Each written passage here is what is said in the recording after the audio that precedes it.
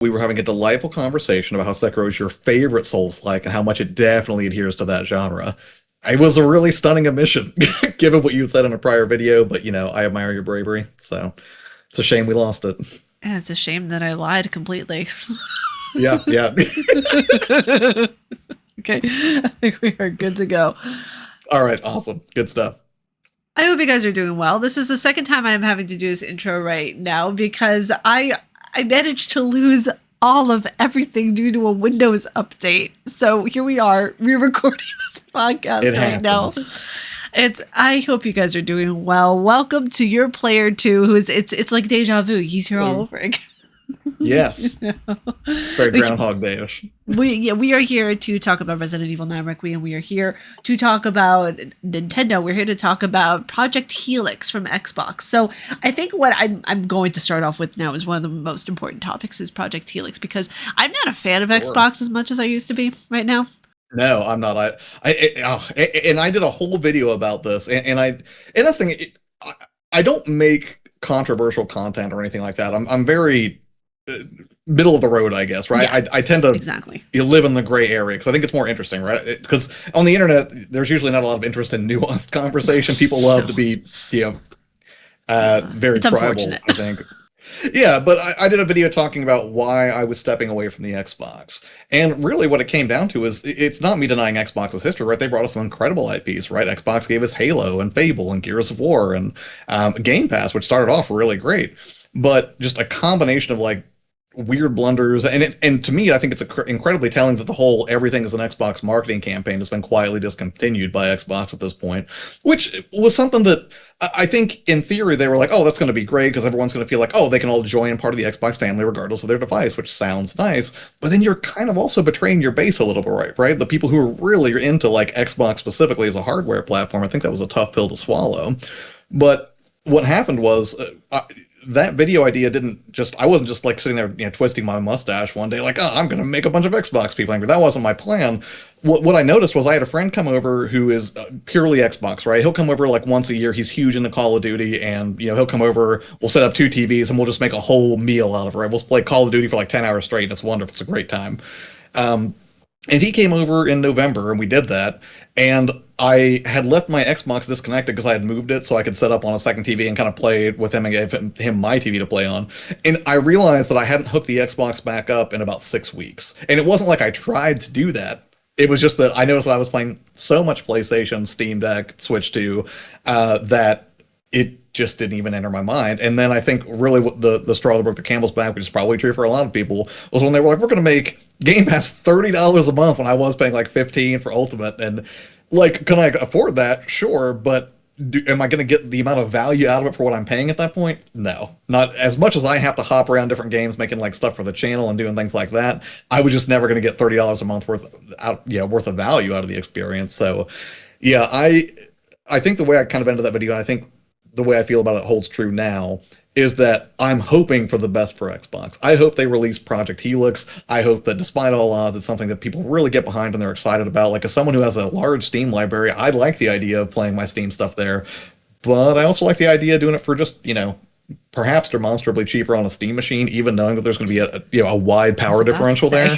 I was about to say, because like the Steam machine, it looks like Project Helix. Helix? I don't know why I said it like that. Yeah, right. Project Helix is copying and ripping off the idea of the Steam machine because they're seeing competition and they want to be the forefront of it. It's just like, it's a cool name that sounds a little too close to something that the Umbrella Corporation might like.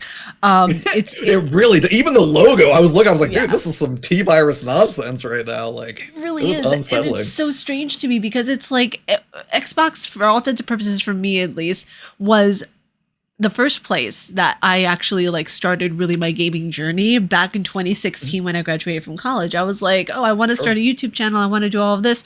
Where am I going to go? Right. I didn't even think of PlayStation at the time. I thought, oh, you know what? It's Xbox. It's Microsoft. Like, yeah, it's really like, it looks really good. And the first game I played on that was Gears of War Ultimate Edition. And I loved it. I fell in love with that Ori and the Blind Forest. It was Yep. absolutely amazing because it had those Xbox exclusives. Now, I'm not per se an exclusivity kind of person, but I understand the need for it and the reason why behind exclusivities. I think Sony does too.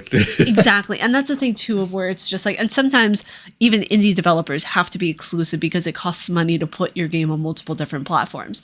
But when it comes down to it, I feel like Xbox is unfortunately missing the what word do I want to use here? They're missing the gist of the reason behind what their consumers really want. And I feel like no longer the consumer base, it's more with AI and tech. So combining it with a PC, I don't really think is what the consumer wants. Like the average consumer just wants to play games, enjoy themselves with their family, their kids, or just by themselves. Like they don't want to deal with all the AI BS that's happening. Yeah, and it's weird too because in a way you could even argue that I think Microsoft kind of already set that standard with the X and the S models, right? Because they sort of, I mean, I don't want to say they handcuffed developers, that sounds so negative, but in a way kind of, because they were like, okay, if you're going to put a game on our platform, it has to run on the X and it has to run on the S. And they made one or two exceptions for that. But, you know, I think you would almost need a similar strategy for that if you want any sort of mass market appeal. But for all I know, maybe that's not their strategy in the next generation. Maybe Project Helix is like, okay, you know what? We're shifting who we want our customers to even be. We're not interested in like the people who want to spend $500 or $600 on a console, or ideally less. We want to cater to the premium customer now. Somebody who's like, okay, yes, this can pull double duty as a legitimately solid, PC machine, and also play all of my old Xbox stuff. I don't love the idea of them offering all of that through emulation to make all the backward compatibility work. I'm wondering if it's going to have a disk drive, or if maybe what they might do with it is, kind of sell an external disk drive with it, sort of the way like Sony does for the PS5 Pro, where it's like you buy the disk drive separately. That I think would be okay. But yeah, man, I'm skeptical, but I'm hoping for the best because for me, my first Xbox experience started with the original. At first, I was skeptical because I was very much I was into PlayStation 2 and GameCube, and I actually moved up here to go to college, and it was 2002 because I'm 100 years old. And and the thing is, like, I found like a good deal on a used original Xbox, and then that's when I got into Halo. And then after I did, my dad got an Xbox back home because they lived about 3-4 hours away from me. So we started playing Crimson Skies together on Xbox Live, and then I went to the Halo 2 midnight launch. They were so magical back then, midnight launches. Yeah, and then like the 360 comes out, and they, at least initially, PlayStation 3 caught up later on, but the Xbox 360 kind of dominated there for a hot minute, and everybody preferred that platform, and it was demonstrably cheaper. It was easier for developers to work with, as I understand it. But the thing that sucks is I think Microsoft really shot themselves in the foot with the Xbox One, right? Like, not a bad system on its own merit, it wasn't, but the fact that they were like, okay, you have to have a Kinect with it. We're coming in at $100 more expensive, and we want to do always on DRM, which they ended up having to walk back because I don't know if you remember this, but I can't remember who the head of Sony was at the time, but they were on like a late night talk show. I think it was like Conan O'Brien or something, and they were like, oh, can you show us how easy it is to share games on PlayStation? And they just took a physical game and like handed it over, like, here. And like Microsoft was getting murdered in the press for those moves. And the thing that I think made that especially bad was like that was the generation where you really started to see like digital adoption take off, right? Prior to that, 80% of all game purchases were physical, 20% digital. But right when you get to that PS4, Xbox One generation, it flipped. It's like 80% digital purchases and 20, and that's only continued. So now you're in this weird spot where you've got all these people who locked in on the PlayStation ecosystem for digital purchases, and then in the next one they're like, well, I don't want an Xbox because all my games are on PlayStation. So exactly. Sorry, I didn't mean to go off on a historical rant. No, you're fine. See, this is what the podcasts are for, so you're fine. Don't worry about that. Awesome. But it's really interesting though, because like it pays to understand also the tech behind it, and I feel like so many people are like, well, I just want to play the thing and expect it to run. I was like, that's cool, but also knowing about the tech that makes the thing work, that's really good to have as a knowledge base in your toolbox, because like correct me if I'm wrong, but it runs on Xbox runs on x86 if I'm not mistaken. Yeah, that should be x86, I think. x86, because that was their base of what they were doing as their emulation, so people could have backwards compatibility. Yeah, it is Everything with play. x86. Yeah, okay, good. I just always like to make sure because I know someone in the comments be like, actually, it's like, no, I was about to say, no. actually? But it's one of those things too, where like PlayStation always did their own custom builds when it came to that. That's why not many of the games are backwards compatible. That's why you can't play Silent Hill 1 on a PS5 nowadays.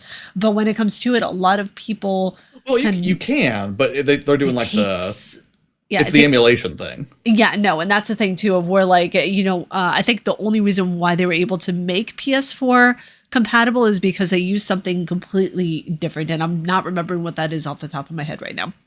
Yeah, I know PS3 struggled because they had the cell architecture, it was like a 7-core custom CPU architecture or something like that. And exactly. I know that was rough. Yeah, and that's the thing. Like I was surprised to see Metal Gear Solid 4 come out to the new to the new collection. Yeah, and that's the thing too of where it's like I know that PS what was it, the PS Plus is bringing back a lot of older titles, but it's more or less titles that they can afford to emulate on their current system. So when it comes to Xbox, I feel like they already were in a really like primo position in order to give people already a great bang for their buck value wise, and that's not the case anymore. I feel, because they're more concerned about like, oh, you know what? We are going to fully go into AI and technology. We're fully going to go into this. And it's been reversed now. The tables have flipped a little bit when it comes to consumer, like caring about the consumer itself. So I don't know. What are your thoughts on where PlayStation is right now? Because I know that things have really shifted greatly when it comes to caring about the consumer. Do you think, because the roles were reversed entirely just a few years ago? Yeah, I mean, I feel like in a way, like the console wars, like the classic console wars as you think of them, don't really exist in the same way today. Like obviously you still got major competitors, right? Nintendo, Sony, Microsoft, and Valve. But that's an interesting one. Sony right now, I think they're in a good position. The problem is get to a place where they get really arrogant and things are going super great, like in the PS2 era. I think they get to a place where they're like, we can do no wrong, we can do whatever we want. PlayStation 3, $599 out of the gate, and then they have to get humbled by something. Or they're like, nope, we have the best system around, and then you have a massive data breach like in 2011 and you lose millions of people's private information. But as it stands... Yeah, like I think they're good. I think some people are disappointed with the number of exclusives they've put out. Like, I mean, a lot of the games that I've played on PS5 I've really enjoyed. And there were still like I thought Demon Souls remake out of the gate was amazing. Like that was my first time playing all the way through Demon Souls, and I had a great time with it. But the fact that they're pulling back on putting their first party single player games, anyways, on PC, I think is very telling. I've had people that I saw were mentioning like, oh, this is probably in response to Xbox being able to play PC games, which I think makes sense, right? Because it would be weird to fire up Spider-Man on my Xbox because of a loophole through Steam where I purchased Spider-Man from Sony. But it might be that, I mean, maybe the Steam machine is a greater threat than people are giving it credit for. I think a lot of people look at the Steam Deck sales figures and they're like, well, they only push 3 or 4 million units. That's, you look at something like the Switch pushing like 150, 160 million units over its lifetime, and it doesn't look like much of a competitor. But, I mean, maybe that's not going to be the case for the Steam machine. Maybe a lot of people are just like, I didn't care about a Steam Deck because I'm not that big on handhelds, but you're telling me I can get games for like pennies on the dollar through Steam's ecosystem and play Spider-Man that way? I mean, maybe it's a bigger threat than we thought. I don't know. Yeah. But that's the thing too of where like not a lot of people want to be able to spend the money that it costs in order to build their own PC, because if we look at it logistically, if you're going to build a powerhouse of a PC, it's going to cost you like $2,500, $3,000 at max. Because like if you're building like a really good system that at its baseline, around 1,100, I would say. And that's still so much money, but that's also around the cost of what a Steam machine would be. So if they're looking at the market of where they need to fill certain gaps of the people who don't want to build those PCs at a higher cost, then they're going to fit right in. Yeah, well, and I mean, even that price with the way RAM prices are right now, like I wouldn't want to mess with building a PC. Like I rebuilt my PC a couple of years ago at this point, mostly thanks to the fact that my buddy Jake, who I love to death, had a graphics card he didn't need anymore. I was like, hey, do you want this? Because I want to upgrade from a 1440 card to like a 4K capable card. And I was like, absolutely, I'll save some dough. It helps you out with your new card, and I'm fine with that. But even though I like that I have a gaming rig, I almost never use it because I'm usually playing on the Steam Deck, and the reason is simple. I don't like messing with Windows. I have to mess with Windows all day for my day job. Ironic, honestly, given what you had to deal with earlier. But like, it's not that Windows is inherently bad, right? I still think it's the best place for you to play PC games, obviously, right? Don't get me wrong. Like, I love SteamOS, and that's my OS of choice for gaming, but it's not without its disadvantages, right? Like, if you have anti-cheat, for example, it's not supported on every game on SteamOS, and for some heavy hitters too, as I understand. I think I can't remember if it was Fortnite, but there were like one or two other games that were pretty major games that you could not play on the Steam Deck. And somebody pointed that out in a comment on one of my videos, like, "Why are you promoting this? They can't even do." I was like, "You're right. That's 100% correct." I just didn't think of it in that moment when I was talking about, whatever the video was. I don't remember, but It also brings up kind of like a side, like shelf topic to this. What about the people who don't care about all of the hullabaloo that goes along with any of this, who just want to play their games and they don't want to pay attention to the news around gaming? Because when you think about it, we are invested because we are content creators on this platform, but there are people who are not content creators who just have a 9 to 5 for what their job is and everything. And yes, that is a snow machine going past because we had snowstorm again today. Wah, sad news. unfortunate. But yeah, but there's like so many people who are just like not involved in the ecosystem of what that is. And like, I want to know your perspective on that, because it's like sometimes people just want to be left alone with their games. They don't care about Xbox, PS5, battles, any of that kind of stuff. Yeah, well, and I think that's kind of gatekeepy behavior in a way, right? I remember, like, I've seen people be like, "Oh, well, you play mobile games, you're not a real gamer," and I don't subscribe to that line of thinking at all. It doesn't make sense to me. But I think you're right. I think people like us who like are content creators who are like, because you and I, we're not like just gamers or just people who enjoy playing games. We're so immersed in the culture and the development behind it, and just the weird little details that most people will never care about. But I think you're right. I think that you have this incredibly vocal minority of people who are like, creators or journalists or influencers, people who just, that is their favorite hobby of all time, right? But you're right. There's also a massive part of the population who don't get wrapped up in any of that stuff. They're not on Twitter every day. They're not going through Reddit trying to figure out like who's talking about what, or, like, "Oh, I hope, forget these Sony ponies," or whatever. Like, not everybody does that. Some people do, right? If you're passionate about your platform of choice, I get that. But yeah, I think you're right. Some people, they just want to know, like, who do I have to give $300 or $400 to be able to play Call of Duty with my friends next Friday night? Where does that happen? Exactly. And I don't know that it's going to be on $1,000 Helix. I'll say that. I think it's going to be more. I think it's going to be around like $2,500. Oh, I mean, maybe they'll do a premium option, but $2,500, that would be catastrophic. I think my prediction is that it's going to come in at between $1,000 and $1,200. That's what I think will happen. And that's the thing, if we're like, I wish Xbox would do the cool thing and have it at that price, because that would be right in the middle of where they have like their Xbox, which is their digital version, and their Xbox disc version, and then they'll have like a premium version, which is the Helix. But I don't know. I can see them charging a lot more because you'll have different attachments, accoutrements, like different things that could be paired with the Helix. Sure. So I mean, like, look at what Nintendo did. Like, you have the Switch, and then you have the camera. You have like all the other little things that go with it, which ramp it up to like almost over $1,000. So I feel like, it's not beyond Xbox to pull something shady at this point. I mean, I've also heard some wild theories, and I would love to get your take on this one, that really they're going to do this, and they're going to come, like, let's say you're right. Let's say they do come out of the gate swinging, and they're like, "You know what, $2,500, that's what it costs now to be an Xbox player." If they do that, do you think it's possible, I've seen this theory floated around, that they were doing this because they actually just want to get out of gaming entirely, and that this is going to be like their swan song, like what we're looking at with Helix could be like their Dreamcast moment was for Sega, where they're like, "You know what, we're a service provider, we provide you with Game Pass, or we're a publisher and we support developers, but other than that, we're just exiting hardware altogether." What do you think? Yeah, absolutely. I think they're going to stick to being a publisher, and they're going to go the way of Sega within like 4 to 5 years.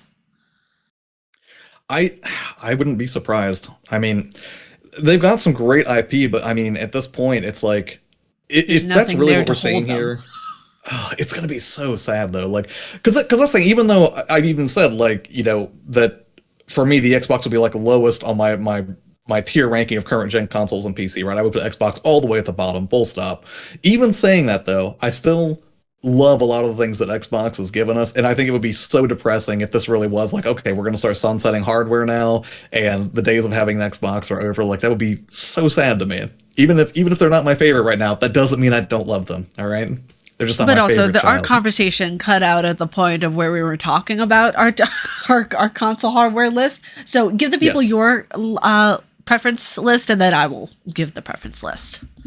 Just so My we update preference people. list, loosely speaking, and honestly, I might even revise it from because my original what I said was I said PS5 at the top, then Switch 2, then I think I said Steam Deck and like PC generally speaking, and then Xbox at the bottom. Well, that's because I have console roots, and really the only reason I lean so hard into Steam and Steam Deck content on my channel, anyways, is because it is so console-like thanks to Steam OS, right?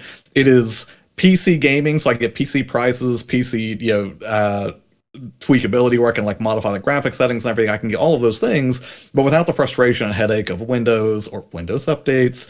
Um, but I might even put Switch 2 and Steam Deck neck and neck. Maybe they're tied for second in that equation because Switch 2 for me is mostly a Nintendo IP machine. But yeah, I would not put Xbox at the top. Maybe you'll Yeah, sneak to the same. third place someday. Yeah, well, if they ever get their shit together and not not do what they're doing currently, it's one of those things of where like I'm a PC girly, so like I put PC at the top, PS5, Nintendo Switch 2, Steam Deck, and then Xbox. Because for me, like Steam Deck and Switch 2 are neck and neck Sure, as well, sure. because like those are just such incredible consoles of where I can literally play Death Stranding or Baldur's Gate 3 while I'm relaxing in bed. Like that is Yeah. just peak. Yeah, being able to play I'm Death so Stranding on a handheld is crazy to me. right. I know it's insane to me. Speaking of handhelds, quick question. Do you think the rumors are true that Sony is working on a handheld to pair with the PS6? Like, do you think they're actually going to get back in the game? Like, we're going to get like a PS Vita, a new one, or a new PSP? Because I would love Yeah, that I so wouldn't be much. surprised. I would not be surprised at all because right now I think that they know because I mean like originally they were software entertainment, so they were originally for PCs. It wouldn't be like too far outlandish to think that they would step back into the realm of doing Yeah. like another PS Vita or like another form of what was it? It was called the PS Vita, P- well, you had the the Vita, and then PS prior to that, around handheld, 2005, I think, is when we got the PSP. It might have been the 2006. No, it was PSP. Yeah, 2005. Yeah. yeah. Oh I God, love that those systems. I have a me. few PSPs. It is such a pretty system. I need to get one of those because I have a Silent Hill game that is only for the PSP, and I need to get Is a it PSP. Origins? Yes, it is Origins. Yeah, I Yes. liked Origins. Yeah. Like, I think it took some liberties with the lore. I won't spoil anything for you, but like, um, I know it's not a fan favorite, but of all of like the Western developed, because I think that was a Western developed Silent Hill, if I'm remembering correctly. Um, I think it might be the best or second best out of all of the ones that were not like the original four, right? And some people only count the original three, which I think that's a little harsh, but I can I see how loved they got Homecoming. there. Homecoming was one of my favorites. I know that's a hot take, Oof, but it I really is. loved Homecoming. I'm kind of biased though because one of my friends was a developer on Homecoming, so I mean like I love the work that he Yeah. did. I So mean, I didn't. Homecoming had its moments. Like, I didn't hate that experience. Honestly, I was just thrilled at the idea at the time of playing what you would have called like a next gen Silent Hill experience, right? And I thought it was so cool that they took some of the effects that we had seen in the movie, which admittedly, I mean, the first movie is okay. As video game movies go, it's pretty good for what it is. But that kind of peeling effect whenever you switch to Otherworld and you see the paint start peeling towards the ceiling, like from all the walls, that they recreated that in Homecoming. I was like, that's cool. I like seeing that. that's right. Okay. Yeah. So, but with when it comes to Silent Hill Homecoming, I think the main reason that was the attraction for me was the amount of story elements that they were adding to it. That were basically, I mean, like it was a more modern day when I played that one, but I think the most recent one that was really modern day was Downpour, and that was interesting to me. I don't know how you felt about Downpour. Downpour was okay. And I'm gonna say this, I don't know if you would call it a hot take, but that Corn song, I liked the Corn song. I don't think it was appropriate, but I was a fan of Corn from when I was like a teenager. So Downpour did not resonate with me as much as Homecoming did. Truth be told, I'm not positive I ever finished it. One, two, three, and four definitely. Shattered Memories I started, but I couldn't finish it because the Wii was disgusting to me at the time. I just could not stand the standard definition graphics. Or like the Wii was, which is so stupid because right now I'm getting super into the Wii U and the Wii, which is hilarious to me. But like at the time, trying to play standard definition Wii graphics, especially as someone who hypocritically says like, oh, graphics don't mean everything. I couldn't stand it. Going from an Xbox 360 to Wii just was so painful that I just, yeah, There What were I a lot of found Wii weird games I about didn't finish that back in the day. is that I fully played Resident Evil 4 multiple times on the Wii. That's different. That had a great control scheme. Although sadly I don't have that in my collection. Might It's be what it looking for was that. the back in 2005 was just the epitome of gaming for a lot of things, and it was just it was wonderful.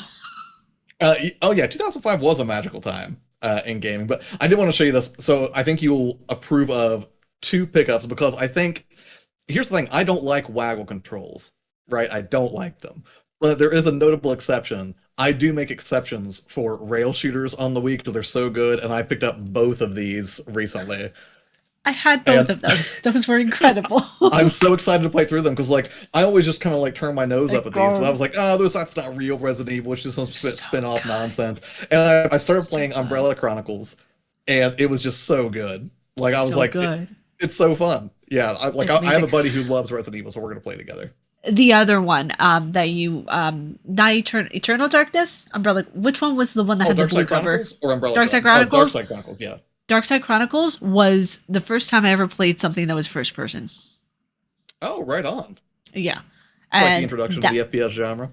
Well, I kind of. I mean, it's yeah I still know. kind of a rail shooter, I guess. Although I haven't played it yet, so you know more than I do. It's amazing. The story is so good, and the way that it fully immerses you, like you're gonna love it. It's amazing. Right on. Yeah, for some reason, and I can't explain this, but like every spring, without fail, I get really excited about retro systems, and it's like clockwork. And I think I started like actually like outlining a video trying to dissect this and figure out why that is. And I think part of it is so when you get into wintertime, like around Christmas and everything, it's like all of like the big releases for the year start getting, kind of pumped out around that time frame. Everybody wants those holiday shopping dollars. So you're kind of super immersed in all the latest and greatest. And then when winter and Christmas time is kind of over, and at least here in Ohio, when spring starts to warm up and everything, you just for some reason I start getting very nostalgic and excited for like older stuff. And it's weird because it usually centers around like one or two consoles. Like a few years back, it was like arcade machines. I got really into doing like MAME arcade stuff. And then I did what was it? I think the year after that I got 3DS. And this year it seems to be the Wii U because I went to a local shop recently and they had like a glass case where their consoles were, and they had like a black like a 32 gig Wii U console, and it had everything, and it looked pristine, like not a scratch on it. It looked like someone just took it out of the box. And I don't know how much you know about like looking for secondhand Wii's, but it is almost impossible to find one that one has everything and two isn't super beat up and scratched and dirty and just Not like only that, like the majority of people who owned a Wii were children when that thing came yeah. out. So of course it's gonna be beat up and looking like shit. Right. Yeah, absolutely. And it's so funny because like last summer, I think it was like last June or so, I ordered a PlayStation 3 Slim from GameStop and I ordered a Wii U from GameStop. Weirdly enough, the PlayStation 3 shows up and it's like one of the best, cleanest looking consoles I've ever seen. I was shocked at the quality, so good job, GameStop. But hilariously, they followed up with shipping me a Wii U that is missing the power cable for the gamepad, and it doesn't have the sensor bar in the box, and it's super beat up. So then I have to take it to my GameStop, be like, "Hey, I need to return this." And they're like, "What do you mean?" And I'm like, "It's missing pieces." They're like, "Was it really?" I was like, "Yes." Why would I do this when you guys knew how Was excited I it was? really? Yeah, Like it's just. I'll tell you what, though, man, they sold me a fake N64 cartridge the other day, and I felt terrible because I had to take it back. So like, they had a copy of Snowboard Kids 2, which was published by Atlas, which is crazy. And they had it in like one of those like sealed like GameStop things that like they kind of hang up behind the counter. And I was like, you guys have snowboard kits too? And they were like, yeah. And I was like, can I look at that? And I looked at it briefly and just at a glance, I was like, this looks amazing. I'd be crazy not to buy this. I haven't played this game in years. And it was like $80. So I bought it and then I took it home and then I like looked at it and I noticed the pins were a little too clean. And I looked at the label on the back and it was super glossy. I was like, uh-oh. So then like I looked up a picture of the artwork and sure enough, it didn't have the Atlas logo on it at the bottom. So somebody bought like a repro from eBay or something, traded it in at GameStop. They didn't catch it. And I don't fault GameStop. Like they take in tens of thousands of games a day, I'm sure. But I had to go back over there. I was like, yeah, I need to bring this back. And they were like, well, what's wrong? And they were like, it looks clean. I was like, dude, that's too clean. This game's like 35 years old or whatever. Like, it should not look this good. Thankfully, they returned it, but yeah, I crazy. remember when I was a Game stuff. kid, and this is something of where I need to get it again at some point. It was for the GameCube, Scooby Doo Night of 100 Frights. Remember that one? Interesting. No, but I'm gonna make a It note of it. is one of those games of where it is the most absurd, iconic pieces of gaming history ever, but it's also, if you find a really super clean version of it, something is Yeah. wrong. Something is wrong Gotcha. with that. It was called Scooby-Doo and Night of 100 or Night of 1,000 Price. I forget which one it was, but it was Night of it was a 100 really Price. Night of 100 Price. Okay. Yep, I got it right here. Yeah, I played that I thing thought on it the was on PS2 GameCube. as well. Oh, it Okay. was. Okay. Yeah. I would highly recommend if you're going to do like a throwback video or something, include Yeah. that because it is an iconic piece. Right on. Yeah, I'll Yeah. definitely check that out. Yeah. I've never played a Scooby-Doo game, I don't think, so I'm not See, opposed to it at that all. along with Wind Waker, parts of my childhood that I will never forget. Fair. Wind Waker was my first Zelda game I ever played. See, I played Wind Waker and I never finished it, and I'll tell you exactly why. Because when I played it, I was in this was when I was in college, and what would happen was I would get out of class and I would like come home and play it for a little bit, right? And then what happened was I would forget what I was supposed to be doing because they didn't have clear quest objectives like laid out for you. So I would go back into my save and I would be out in the middle of the ocean and I would be like, I have no idea where to go now. And I got so frustrated that I never beat it. But one of the reasons I got the Wii U recently was because I was like, you know what, I'm gonna mod the Wii U and put some because that's the thing. Like for me, it's not like, oh, I want to mod the Wii U to make it a piracy box. It is so I can get games. For instance, like ethically speaking, I have no problems emulating a copy of, say, Rule of Rose. It's an $800 game. I'm not paying $800 to figure out whether or not I like Rule of Rose, right?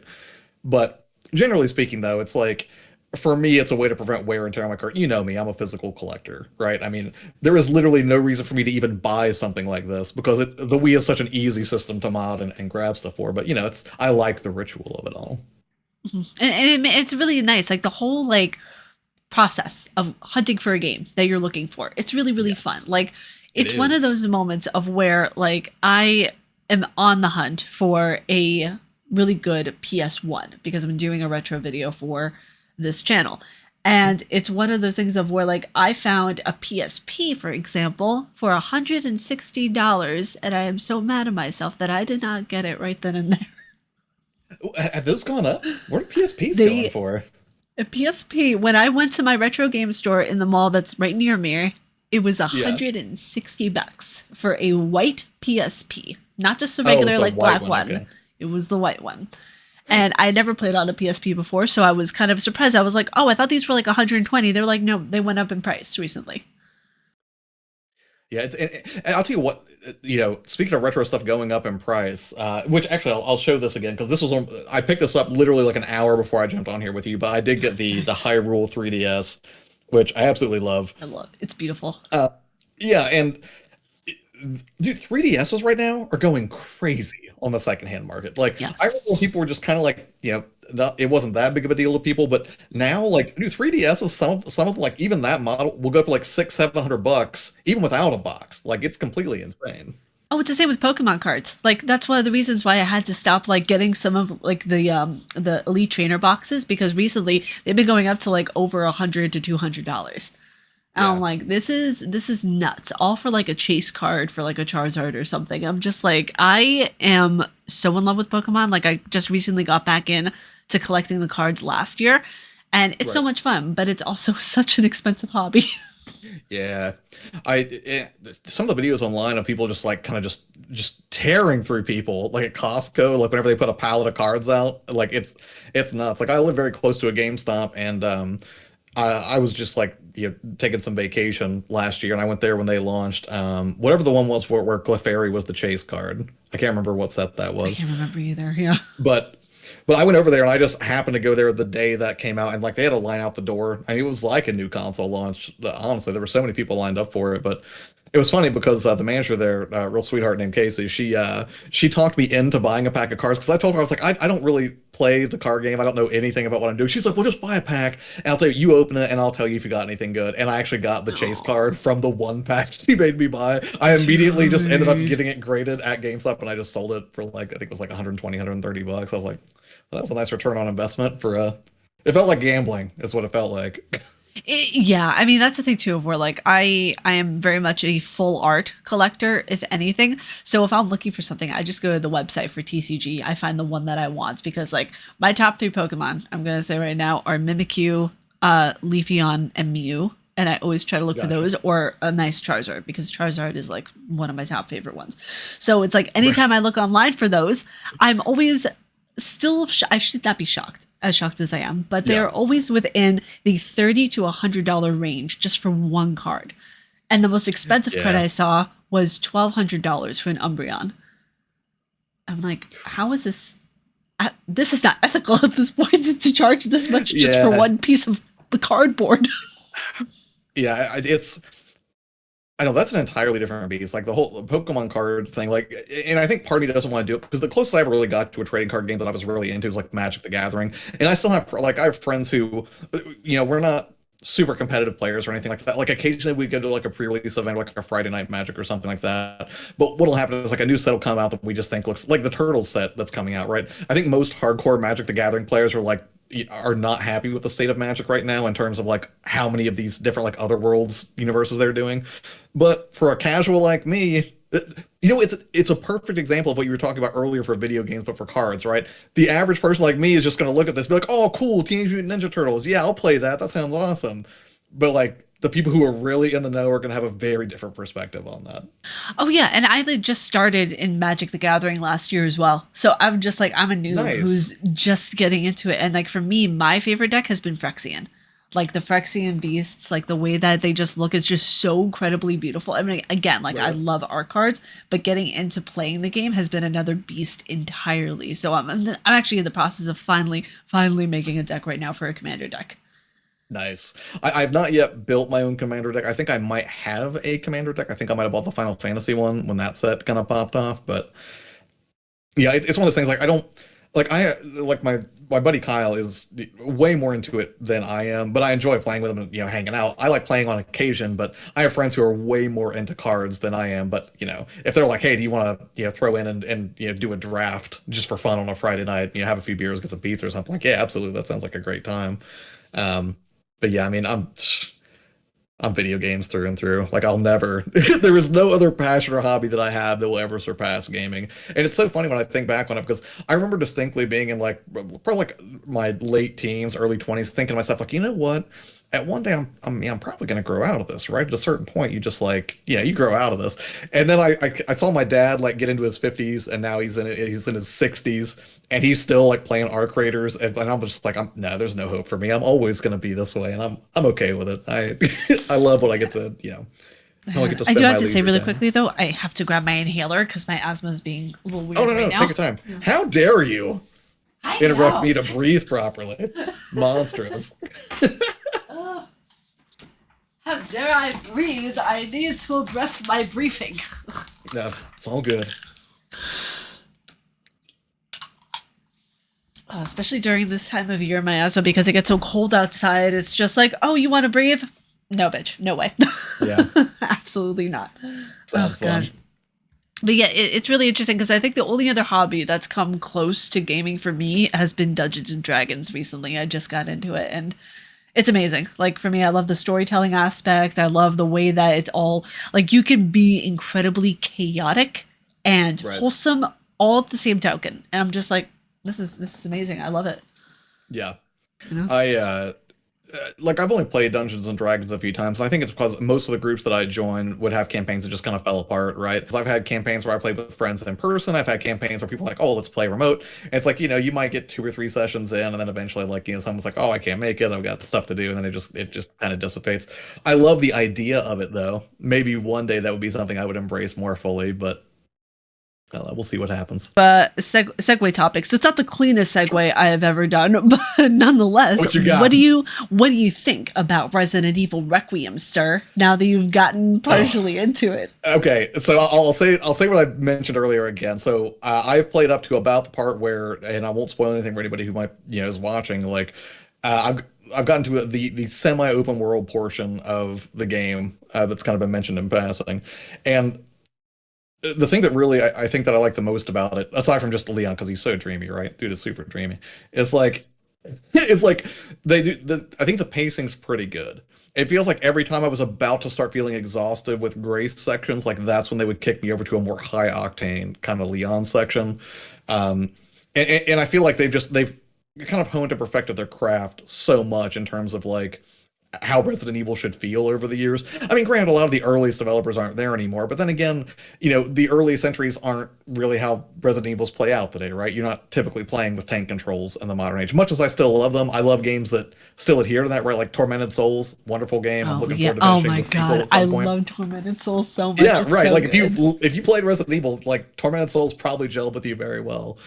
But my thoughts on Resident Evil Requiem are that I mean, it's a perfect blend of the best parts of 7 and 4, right? I mean, everything that they perfected about the sort of reimagining and getting back to those horror roots with 7 is there, and then the best parts of the action are there. Like, and I think some people sort of don't love the Leon part so much because they feel like it's more linear, and obviously you're just so much more capable than Grace, right? I mean, Grace has her moments, right? I took down a few zombies with Grace. I did not leave well, I did not leave that zombie from the kitchen for Leon to deal with. You guys, I dealt with you it guys with heard it Grace. here first. Your player 2 said a curse word.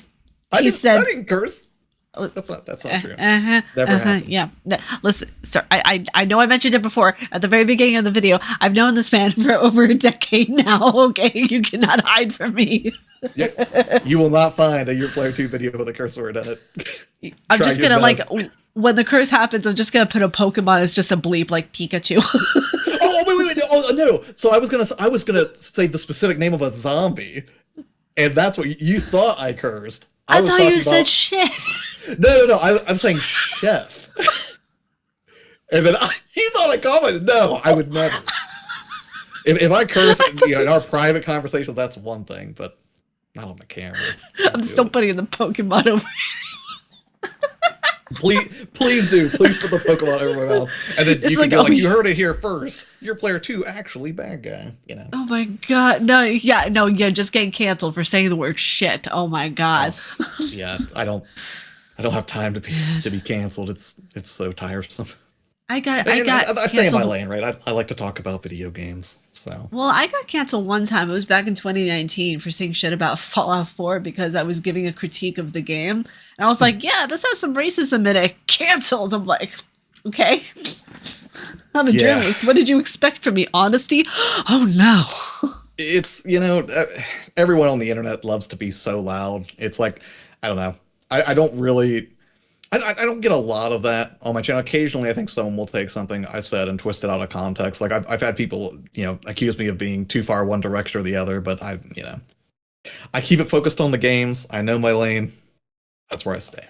Like, I have to say, from day one when I was watching your content, you were like one of the most like teddy bear content creators. You're so sweet and you're very Thank kind you. and just a gentle personality. So if people can't It see feels that, like I should take offense to that, but it's no, I mean It's it a as a very nice compliment. Thank you. Because the thing is like, if anyone has an issue with them, I'll be the one to curse for you. Just go fuck them, Yep, I appreciate that. So far, I mean, every creator gets trolls, right? You could be like the kindest person in the world, and someone's going to be like, "Oh, well, actually, you're going to get those people who just want to tear you down." But that's the thing, though. I don't know how you treat comments like that on your channel, but for me, if someone is just being overtly nasty, or even if they're delivering what might legitimately be a good point in a way that does not match the vibe of my comment section, like I just ban people immediately. And it's not because like I want to be like, oh, it's time for me to censor people, and I have like this totalitarian reign or something like that. It's just like, first off, I don't owe anybody anything, right? It's not my job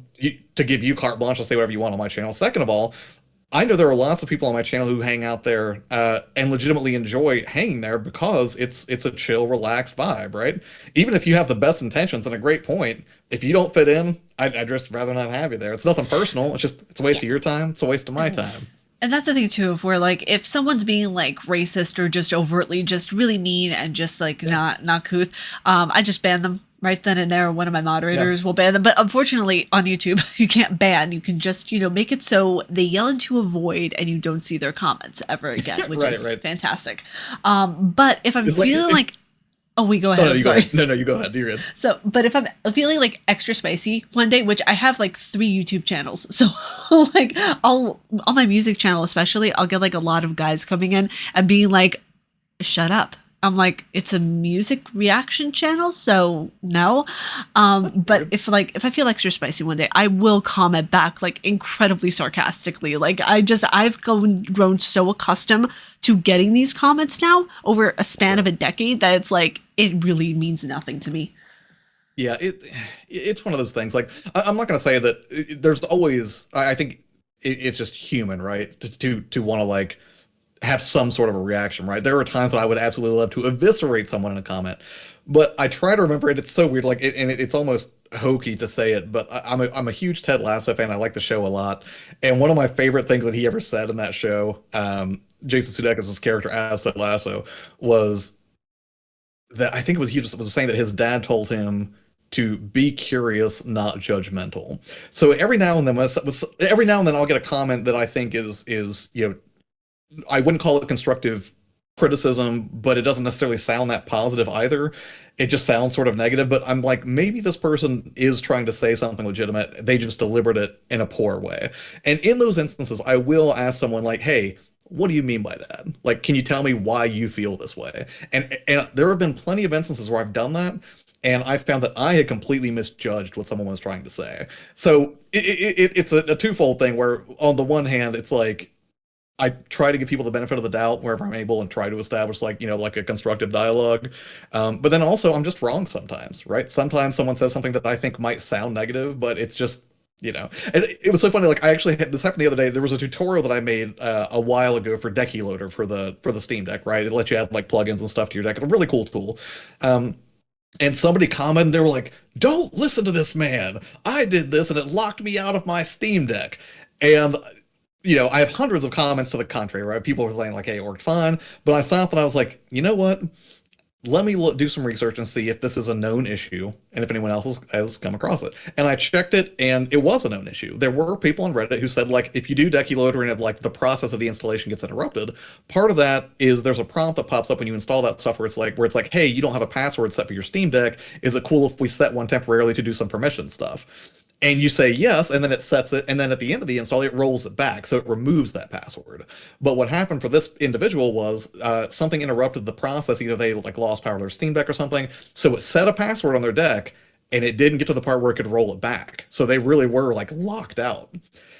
So I looked it up, and thankfully I found the answer fairly quickly, like just doing a little bit of research on Reddit, and that was the password it says is just Decky with an exclamation point, right? It's the same password every time it says, so it's not like some cryptic hash where it would be impossible to recover. So I responded back to that person. I said, hey, look, I'm sorry to hear that you had a rough time with it, but I did do some research at this thread. It looks like the password is Decky with an exclamation point. Maybe give that a shot. And then like a few hours later, they responded. They were like, oh my god, thank you so much. They were like, I edited my original comment to just be a period. I'm really sorry that I was so angry. I was scared and frustrated. I was like, it's fine. I was like, dude, if I locked myself out of mine and I had to do a factory reset and reinstall everything, I would be upset too. No harm, no foul. But that was a great example of like, at first my thought was like, this person's a troll and I know this process works. I've done it. And then I was like, let's back up for a second. Maybe there's, a calmer approach to this. So it was humbling for me. And I've had those experiences too of where like someone will say like, oh, you have to get through this and this in order to get to this point in Elden Ring. I'm like, no, you have to go through here. And they're like, this is not it. You actually have to go through here. And I had to read myself in a little bit because I was like, I was getting like New York pissed a little bit. And I like it was, it was just like not, it was about to be not good. And I was like, oh, I did some research. I was like, oh, wait, no, you actually have to go through here in order to get to here. And I apologized to them. I was like, listen, I let my ego get the better of me. I am sorry about that. Yeah. I don't know, man. It, I think grace kind of goes both ways, though, right? I think a lot of people who leave comments because it's still kind of like the anonymity thing, right? It's like there are no consequences for most people when they say something nasty or negative online. Or I think for some people maybe it's just catharsis. Maybe they were bullied or had have something going on in their lives that kind of makes them feel this way. But at the end of the day, too, it's like if somebody calls me out with some constructive criticism, right? They deliver a message of respect, like, hey, you should try maybe, doing this when you film a video, or hey, you technically got this wrong. It is, a cool chance to show some humility, but it's also, I think, or I would hope that more people who, kind of watch videos and try to leave comments like that will give you a little bit of grace too, right? It does take a lot of work to put videos together and everything. And, at the end of the day, we're all human, right? You're going to make mistakes. Like, we're not going to be perfect and, infallible every time, but yeah, I don't get it, man. Some people just want to roast you. Oh my God, no! Actually, the character didn't show up till 4. Like, okay, buddy, my mistake. No, it's so funny to me because like that was the same thing that happened with a guide that I posted. I wasn't the one to write the full guide. I edited it and did the what was it, the narration for it on IGN. But there was this one person who was like, I don't see this part. This part wasn't here on my map, and I'm thinking to myself, this is. I could roast this guy so bad right now, but this is like clearly something that's in the map. Like, it doesn't go away. Like, the developers were like, aha, let's fuck this person over. Like, I'm just like, no, this has always been a part of the map, you dumb shit. Right. Like, that's what I would have loved to have said. But I did not. I did not say anything back to this restraint. person. Probably the right thing. Oh God, the New York ancestors are looking down on me like, yo, what the fuck is wrong with you? Why didn't you say that to him? Like, remember who you are. Remember who you are. You fold your pizza. You say I'm walking here. You know what? I'm not from New York, but I definitely fold my pizza. That makes sense to me. Good. I'm glad. I'm proud of you. You see? Yeah. I don't know I'm glad why. we can still be friends that you know how to eat pizza properly. And you know what? I put pineapple on my pizza though. Pretty bad. I understand this, but I put broccoli, mushroom, and pineapple on my pizza sometimes. Most of the places around here won't offer broccoli as a topping. My go-to pizza is pepperoni, extra cheese, and green olive. That's my favorite pizza. Oh, nice. You see, yeah, my go-to, if I'm not, because like pepperoni is kind of weird. Like, I can't stand the taste of it after a while, but like for a short period, it's okay. But mostly my go-to is like a regular pizza with broccoli, mushroom, tomato, and extra cheese. That sounds good too. Like, it's amazing. I used to hate mushrooms, but they grew on me.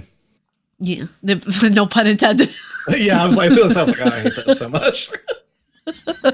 Just zoom into your face and you realized what you said right away. I can't wait to see the edits of this. I'm sure it'll be a good time. Oh my God, no, it's so fun. I'm pulling out all the stops. No, it's so interesting though, because it's like, I know we mentioned it in the last version that we recorded of this, but I feel like you were on my podcast originally back when I first started YouTube back in like 2016. Like, I was a baby. I was shy. I was not one with like just putting myself out there on camera. I was very uncomfortable with it at first, but now it's just like, I feel like since I've grown as a creator, you've grown as a creator. What do you think of the way that you look back on your content and you're like, whoa, like I went from this to doing this now? Like, what's your perception time-wise of how you've grown as a content creator? That's a great question. I mean, at a high level, and this is what I mentioned earlier when we were talking, was like, I feel like I'm entering like the 4th phase of my channel, right? The first, Your Player 2, used to have a completely different name, and all I did was talk about nerd stuff across the spectrum, right? Comic books, video games, collectibles, and it was fun for getting my feet wet in terms of like understanding like the ins and outs of production and what it takes to like create videos and edit and all that stuff. Like, I'm not going to say that wasn't valuable time, but I didn't really understand how the platform worked, I don't think. So, I did not build much of a following. Then I did the Your Player 2 thing, and I was like, well, I thought, what would be unique would be if I could talk about video games, but then also offer helpful tips to other creators, because I'd spent so much time like trying to get better at filming B-roll and how to set up good lighting, all these, kind of technical things, which was fine for a while, but ultimately like half the people don't care about that, and the other half are only there for like, content stuff, I guess. Then I was like, I'll just, zero in on video games. And that was about the point where I found like, oh, if I do a video on Steam Deck, it did really well. So I went really hard on the Steam Deck there for a couple of years.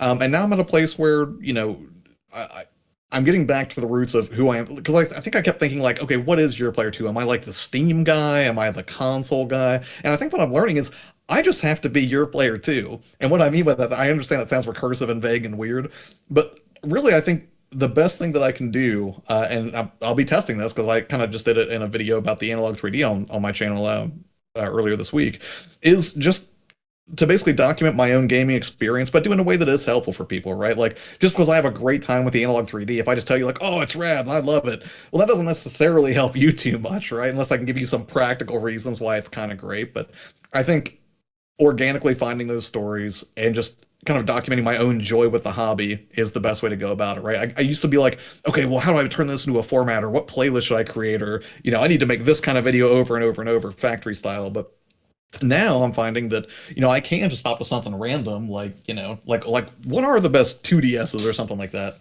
That is freaking cute, by the way. Well, yeah, I got this like when it first came out on a whim. It's adorable. But I was like, I didn't realize I was going to kind of go up in value. But yeah, I mean, it was like, oh, I lost my train of thought. What was I saying? Oh, you're trying to fit in somewhere. Yeah, I think what I'm learning now is if you just can tell an interesting story, or you can, have like a unique hook, right? You can talk about pretty much whatever you want, as long as you're putting out something that respects people's time and brings them some value. And that's what I'm going to focus on, I think.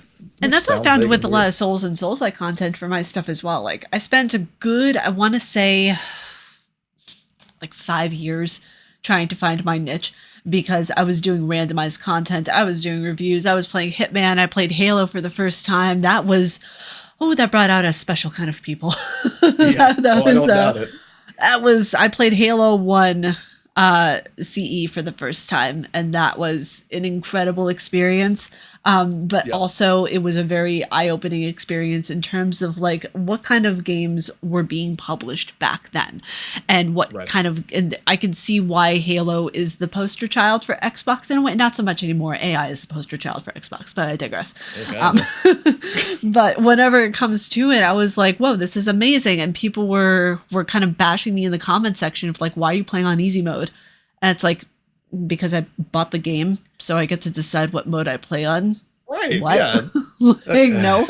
And that was the interesting part to me, of where it's like, I didn't necessarily want to have to deal with the people that came with the game in a nutshell when it was that kind of hatred. Like, people, like it was either I was playing the game wrong or I was a female. Either or. And it went into those two categories. I had to really think, like, what do I want my content structure to be if I'm going to take on this much kind of backlash just for literally anything? So I thought, okay, I love Souls-likes. I love the Souls games. And I did one guide on how to defeat Father Gascoigne parrying only. And I thought, ooh, I like this. This is good. Like, this is fun. Like, I making guides, I did not ever think I was going to enjoy. It was probably like, I always thought that this is busy work that is just not for me. And then when I finally got into it, I then after that made a guide for how to parry both Orphan of Cause and oh my god, Lady Maria of the Astral Clockwork Tower parry only guides. And I found that I really genuinely loved doing those. But yes. Yeah, well, I mean, I have a hot take, actually. Orphan of Cause is the easiest boss to fight in the entire DLC. Oh, do you normally drink on these things, or how'd you get there? 10 years sober, by the way. That's a weird thing. 10 years sober with coffee. I remember my first beer. No, I'm kidding. I don't know. I will say, I do think people overstate his difficulty a little bit, because I don't remember the fight being that difficult. I think I have more problems with who is it, Ludwig?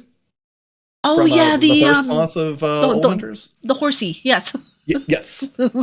I feel like I struggle with him more than Kaz, honestly. Or maybe I just got lucky because I was playing with a friend, I think, when we did take down Kaz. But I still played with someone, and it was played with a random, and he still whooped my ass. Like, it was just an absolute beating from hell from that guy. But it's beautiful. Yeah. That's the thing. It was such a beautiful boss battle. And the structure of the entire DLC was amazing. Actually, the reason why I got Bloodborne was because of Orphan of Cause. I saw a friend of mine streaming it on Twitch, and I was like, oh my god, I need this. Like, the monster design looks absolutely stunning. I did not realize it was a DLC boss until I started playing the game. I was like, where the fuck is Orphan? Where is he? Where does he show up yet? And I was like, okay, it's a DLC boss. But no, it was an incredible boss battle. And I ended up pairing the thing. And if you triple up your Beast Claw and you go in like with a really high strength and then, whatchamacallit, visceral, you can get your visceral like really, really high to a point of where it's like you're taking off tremendous chunks of health. And if you parry it at the correct time, it's just like, it makes everything so much easier. But I digress. But yeah, that's what got me into guide work. And I was like, I absolutely love doing this. So I just started doing more. And then I switched my niche entirely over to just reviews and Souls-like content. I've been doing that for the past 5 years. And I think there's something to be said for like kind of niching down like that. But I think for me, I think I was so convinced that I had to niche down only on Steam stuff. And it got to the point where I had people start commenting, like, you can talk about more than Steam. You don't have to keep doing this. But like, once I get locked in on something, I'm like, okay, well, this is what's working. I guess I have to do, I guess this is what I am now. But again, I think the biggest thing that I'm learning is that I just need to, tell great stories about gaming or the things that I think, have a unique angle. Um, and just put out stuff that brings people joy or good information, right? And then try to tell that in a way that's personal. And I think one of the things that helped me too is I started stepping away from scripts because and that's the thing. Like when I was a kid, I wanted to be like a journalist or a writer because I would just I loved English classes, right? And even today, I love to write. I type really fast, and for me, it's super fun to just lay out like, well, here's 3,000 words about why the Wii U is underrated. Like I'll sit down and do that and have a good old time with it. The problem I had was I got to a point where I refused to use a teleprompter. I don't have any I don't have a problem with anybody who uses a teleprompter. I just couldn't stand it because when I was in the editing room trying to look at myself, I could see my eyes moving to read it, and I tried so many different things to reposition it so it would look more natural, and I couldn't get it down. And I was like, this is so annoying. So what I ended up doing was, I would have these giant, like 3 or 4 thousand word scripts, and I would sit there and have to be very careful to basically try to regurgitate it perfectly. Which then you do that, it's like making a copy of a copy, right? It starts to sound a little disjointed and weird and not natural. So what I've been doing this year, and it is hugely uncomfortable for me, and that's how I know I need to do it because I think growth happens where the discomfort is I've been leaning into just having bullet points for things that I want to talk about and just being like, you can have a bullet point and you can have three sub points if you need to just make sure you don't forget something, or if I'm rattling off like tech specs for something where I really need to get the information correct, that's okay. But I'm trying to stop myself from doing like, you know, these just gigantor scripts that are, basically I'm trying to be a little easier on myself. Like, hey, like what we're doing right now, like I'm so glad you asked me to do this because it had been a while since I just got to riff and be so much myself on camera. It kind of reminds me, like, you know what? You can do this. You're a player too. Keep it up. Like, just do this. Can. Why can't you just do what hipster tells you? And exactly, everyone should just listen to me. That's a go-to. I know, that's the real takeaway here. That's the thing of where it's just like, that's why I love this. I wouldn't necessarily call it a job. I would just call it like, it's a hobby that became something that pays my bills, but it's one of those things of where it's like, I absolutely love the fact that I get to do things like this. I get to talk to people who I respect a lot. I get to be able to play games that I absolutely love and cover. But it's like, I actually was doing the opposite. I was riffing and I was going completely off the cuff. And then when I started doing freelance at IGN, I made more scripts for myself because I'm the kind of person that like, I need the structure. I need the logic for my brain in order for things to work. So like, if you listen to one of my review videos, I'm reading my article actually, and then doing the footage over top of everything. But that's voiceover, right? You don't have to be on camera for that. No, but I'm also doing the stuff on camera as well. So like you use a script for that too? Yes, I do. Yeah. You use a teleprompter, or you just like kind of like, are you getting creative with cutaways? Yeah, so what I'll do, okay, so the reviews are different from whenever I'm doing like, let's say a guide video for, let's say I did, oh gosh, I did one recently for Ronnie the Witch in Elden Ring.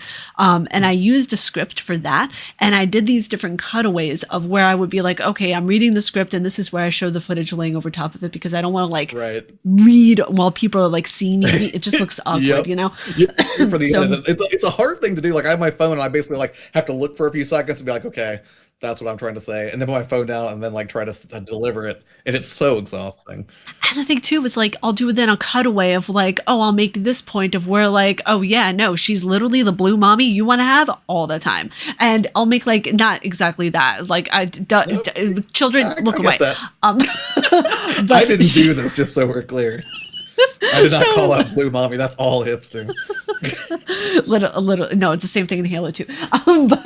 But whenever I look away, I'm just like, okay, let me say something that has to do with the script. That way there's a good cutaway of showing my face and then dipping right back into the other footage that I have. So I try to do like different cutaways like that. That way it's more personable. That way it's not just all gameplay footage. There is some breakup of it.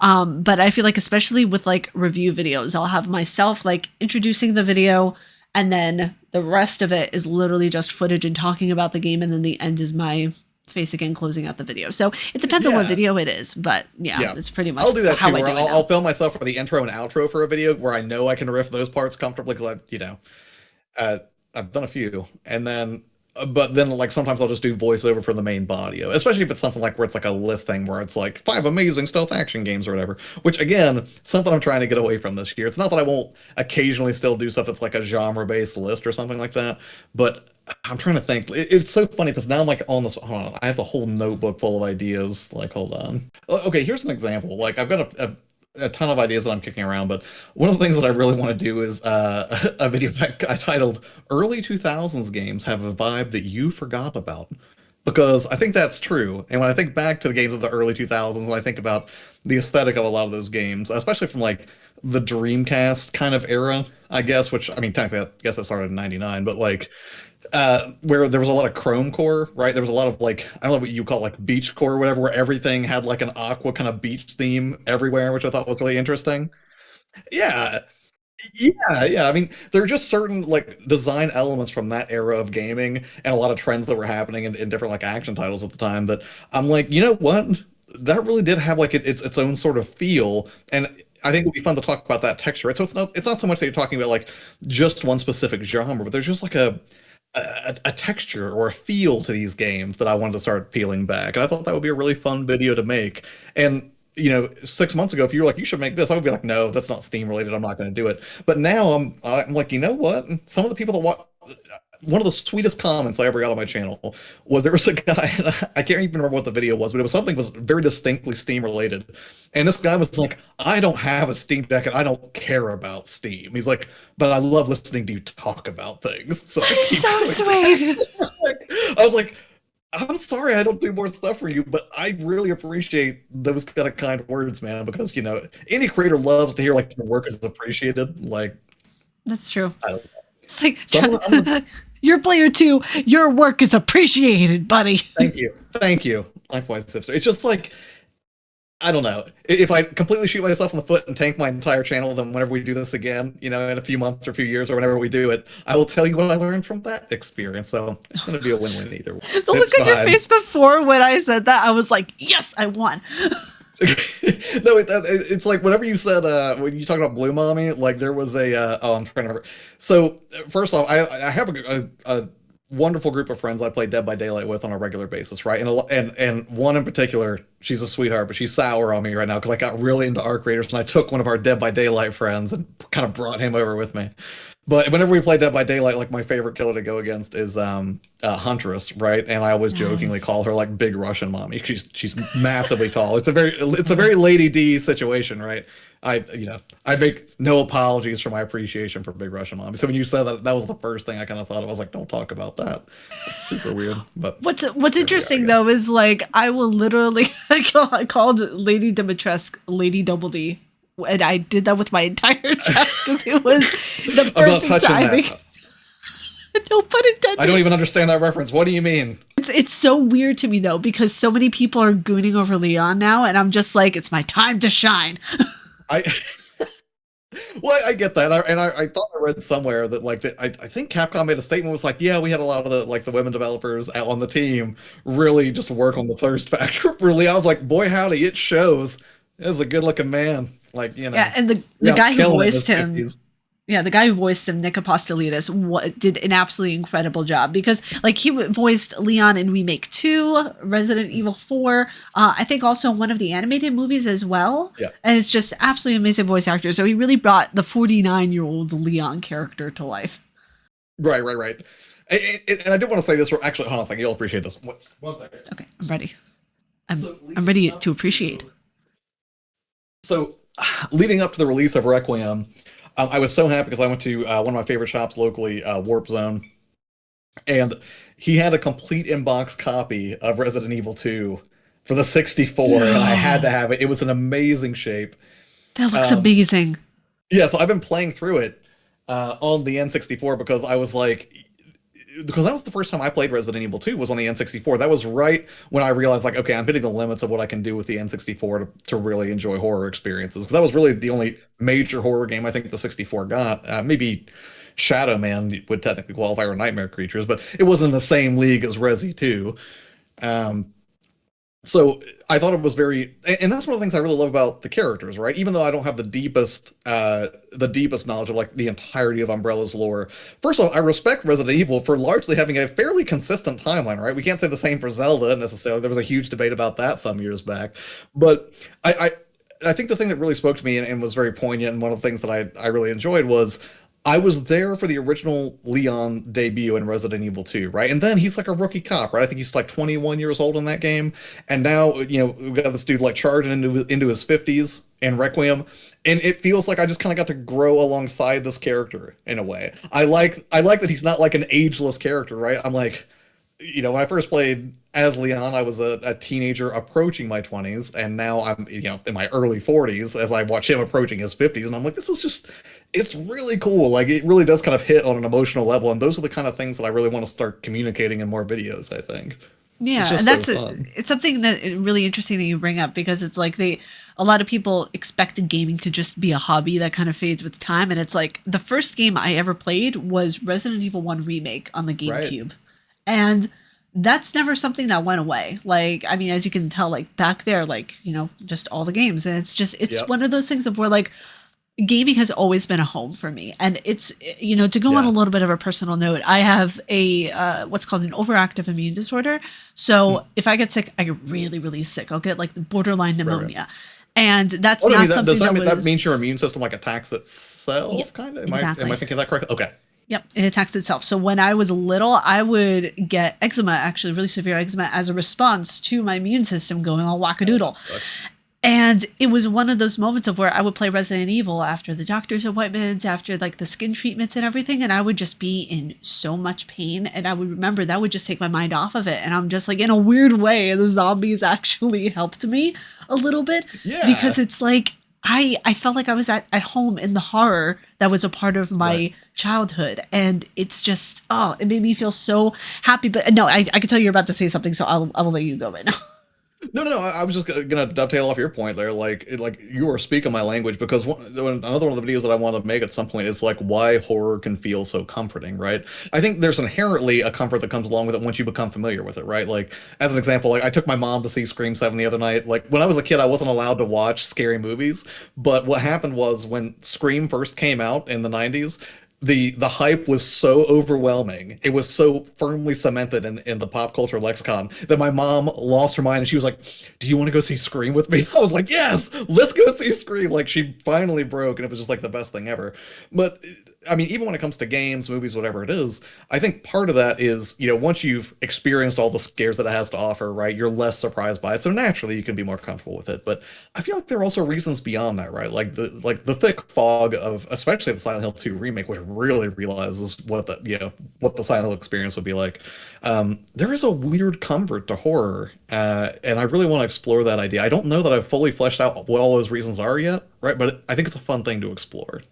It really is. And that's like the first three video games I can tell you right off the bat that were just so comforting to me were the ones I mentioned before was Resident Evil 1, Zelda Wind Waker, and Scooby-Doo Night of 100 Frights. And then I went right into Right. Pokemon. And I played like Leaf Green. I was there for Crystal. And we can even talk about this right now of where Nintendo, I feel like this is the first time I ever saw them be really consumer adamant, like consumer pro-consumer Hostile of or where, pro consumer? yeah, pro-consumer of where it's like they put out Leaf Green and Fire Red for $19 with tax. Like what with tax It it's could like have put it on 21. NSO though. That would have been better. They could, yeah, they could Just have, but saying. this is Nintendo. But that's So like it's like they know that's gonna print money. Like if I own that property, I think I'd be like, they could pay $20. I probably would have done the same thing. But yeah, you yeah. I mean, what are your thoughts on it? I mean, like I saw this out of left field. Like I did not think that they were ever going to do something like this, let alone for like a $19 then would tax $21 base. I mean, I think that Nintendo survives, thrives, not even survives, on the strength of that first party IP, right? You can have the most amazing Xbox in the world with the most cutting edge graphics, but you don't have a Donkey Kong, you don't have a Star Fox, you don't have Pikachu. Like their stable of IP is just so just unshakably important to gaming that they're always going to have a marketplace advantage in that way. So Does it bug me that they charge $20 for it? I mean, yeah, it's $20. It's not that bad. Now, will a lot of people come out of the woodwork and be like, you could just get a ROM for free, or like that's a classic Nintendo charging $20 for whatever. You can make that argument, sure, but at the end of the day, I just think it's a great time to be a gamer overall, I guess, right? It is, yeah. I mean, like, despite the massive layoffs that are happening, despite like a lot of the things that are going wrong with gaming, there is a lot to be grateful for, and we are eating good when it comes to a lot of the video games that are coming out. It's funny. Like that's hold on. What is it? That was another video I had that I wanted to make specifically to push back against cynicism. Was I had a video that I'm working on called "Actually, Gaming is Amazing in 2026" because it is. Is there a lot to be upset about? Yes, but there's something to be upset about in every year that I've been on this planet. So yeah, I mean, we have Pragmata. We have Saros coming out, which is going to be the sequel. I am so ready for Saros. Like, I need that in my veins right now. I'm only anecdotally familiar with the sequel to Returnal. Oh, is it a true sequel or is it a spiritual successor? I think it might be a spiritual successor, but I mean, we have a really gorgeous looking man who we get to fight along against. So I'm not complaining here. Okay, listen, it's full Gooner hours with Huggable Hipster right now. Okay, apparently. I didn't know this was going to be such a thirst-laden podcast. Had I known the non-family friendly route you were going to take here, you could talk about your tall Russian mommy. I told you that in confidence. That's between you and me and all of your viewers. Okay. It's so funny because it's like people look at me and they're like, is she old enough to actually exist? But it's like, no, in reality, I'm 33 years old. I get mistaken for like an 18-year-old quite frequently. And I'm just like, congrats. No, I remember when the Game Boy came out. Okay. See, I've had people recently say like, "Oh, I thought you were in your mid 30s," which is fine. I'll take that win. But like, I feel like I got a lot more of that when I didn't have the beard, because now I'm getting more gray. So like it's I can't make an argument for being anywhere close to my 20s now. But. And the thing is that when I first met you, I thought like you were probably like in your early 20s. I want to say now you look like you're in your early 30s. Yeah, I would have been in my early 30s when because it was around I want to say 2016, 2017, I think, when I started doing the Year Player 2 thing. But yeah, it's a weird thing though. Like, I never want to be like that guy who gets older and is just like, oh, I'm getting old. Like, I don't. I think it was like a Bruce Lee quote maybe or something. It's like, don't joke about yourself in a negative. I mean, I think the occasional self-deprecating joke is fine, but like, I wouldn't want to lean into a mentality like, oh, I'm getting old, it's time to start hanging up things that I love. Like, I'm not gonna do that. Like, I am a proponent of like, you're only as old as you feel. And although I will say that this is the closest I think I'm gonna get to a midlife crisis, and it's not even my fault. You know whose fault it is, hipster? It's Leon's fault. Because for the first time in my life, I've been like, I might need a Porsche someday. It doesn't look that bad when he has it. Because it's such a recurring, cheesy. Man, I want to be like him when I get older. Yeah, I'm like, I could drive a Cayenne, I could rock a Cayenne. That's fine. It's like, yeah, I mean, like, I could have Ada on my arm, like, we could be baddies together. It's like, But did you see, like, there's one thing that a lot of people were speculating over. One of, like, the official, like, art pieces that was drawn, there's a ring on his finger. He is married. I saw rumblings about that, and then I started getting scared because I was like, is that some post-credit thing? Like, am I spoiling something for myself? Okay, that's good. Because I was like, when I saw that, I was like, I hope not. No. It's in the art pieces that are in like the bonus features that you can look at, like the different like artworks and stuff like that the artists have done for Resident Evil, and they have a picture of his glove off and he has a ring on his finger. I like that. I think that I like they're still developing him, right? They could have just literally just for fan service just been like, it's Leon, and then not given him any more development beyond that. But I feel like they do a really good job of making him feel like a really realized character. Like he feels like a grizzled veteran in this. And I think thematically speaking, or from a character standpoint, I guess, it's not just like, oh, he says these things, so you know that he is a more advanced character than he used to be, and he is a veteran. You even see that reflected in the gameplay, right? When you play as Leon, it's a power fantasy. Like, you're roundhousing zombies or grabbing a chainsaw, and like, he just, especially when you do the gun counter, that is some of the coolest, it's one of the coolest things I've seen. I'll say. And not only that, the fact that he's just randomly carrying around a whetstone now instead of a hunter's knife from RE4 Oh yeah, you gotta Like, reload your knife. I love it. It's so good. it's fantastic. And it's just like he's just there, like chiseling away. I was like, wow, he really became the grizzly old man. Yeah, dude. For Like his youth. I sort of like it used to be that I liked and for no real reason. I think it's just maybe because I think I have more familiarity with Chris Redfield. And I used to think like, oh, well, he's the real protagonist, and like Leon's just kind of the add-on who came later. But over time, it switched, and I was like, you know what, I'm starting to like Leon more and more. And And I think that's how that started before. and that's how I was during Resident Evil 8. I was like, when I saw Chris Redfield come back in there, I was like, oh my God, he's looking older. He's looking more and more wise and everything. But it's Yeah. just like with Leon, it's so interesting. And you're going to get to a point in the game, just warning you right now, you will need tissues. Just warning you. I had a friend who's further than I am, and what she told me was, she said, I'm not going to tell you why, but she was like, she was like, you're going to get to a point, and she said she said it very generically. She was like, you need to do it first. That's all she said. And I was like, well, I know for sure what you're talking about. She's like, you'll know. She's like, you're not going to miss it. And I'm like, so I'm very curious to see where it goes, but yeah, hopefully. No, by this point I've played the game not just for IGN but for myself like in total like 3 times. So it's one of those things of where there's a massive replayability with this, and they make a lot of this stuff really easy to find. So if you're like doing like trophy hunting or achievement hunting and everything, they make it really easy to go through. Insanity mode is fuck that. I don't like I feel like it earns its namesake. No, I don't like. I went through it. I can't get past right now the first part of the game in the very beginning. It's that bad. Well, yeah, it sounds rough. It's rough. Like it really is rough, and like it's just no, it really is. Like, and I don't know if you know this is when you were playing as Grace. By the way, spoiler warning, just for anyone who hasn't gotten to this part yet. We're still going to be talking about up to where you are right now, but just your experience. So yeah, like, no, we're not going to leave this call immediately. We are not going further than where you are currently. So when you were playing as Grace, did you notice anything interesting with the blister heads? What it was hearkening back to? What you mean, like the Crimson Heads from RE1? I was thinking to myself, I was like, wait a second, are they doing what I think they're doing right now? Yeah, like the first time I actually saw it happen for me, I was like, it's terrifying. It's way more visceral than what we got from the. But then again, we're talking about a game that came out a quarter century later. You know what I mean? No. You're like, no, don't say these things. No. That's right. It was 25. You see, this is why I get pissed off when someone says, I was born in the year 2000. Stop. No, you weren't. No, you weren't. Yep. Oh God, it is interesting though when you think about it, because we grew up with these games, like the way our parents grew up with Dean Martin and Frank Sinatra.